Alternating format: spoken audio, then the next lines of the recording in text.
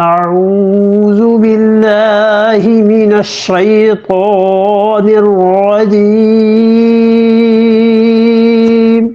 بسم الله الرحمن الرحيم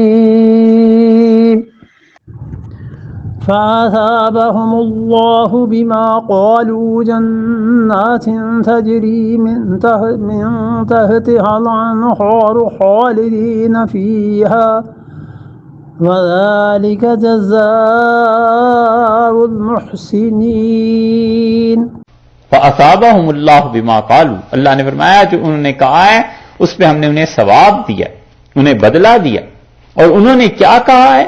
ایک بات تو انہوں نے یہ کہی کہ ہم اللہ پر ایمان لاتے ہیں.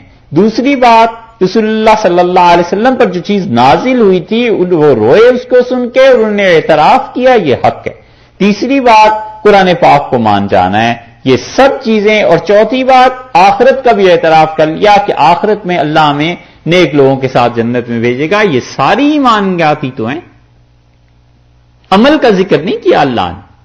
اس سے معلوم ہوتا ہے کہ نفس ایمان، صرف کسی کا ایمان قبول کر لینا، یہ بھی اللہ کے ہاں بڑا وزن رکھتا ہے، بشرطے کہ آدمی سنجیدہ ہو ایمان قبول کرنے میں، سنجیدگی سے کے ساتھ اللہ کی وحدانیت کی اور رسول اللہ صلی اللہ علیہ وسلم کی رسالت کی گواہی دے، ہنسی مذاق میں نہ بات کو اڑائے.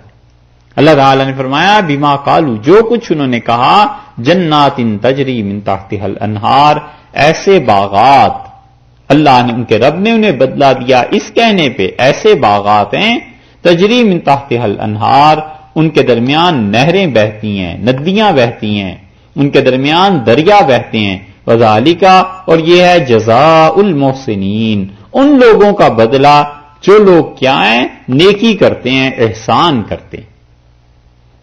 یہ احسان اردو والا نہیں، اس احسان کا مطلب ہے کہ ان کے اعمال صالح ہوتے ہیں، وہ بہت اچھے کام کرنے والے ہوتے ہیں، اللہ تعالیٰ انہیں یہ بدلہ دیتا ہے.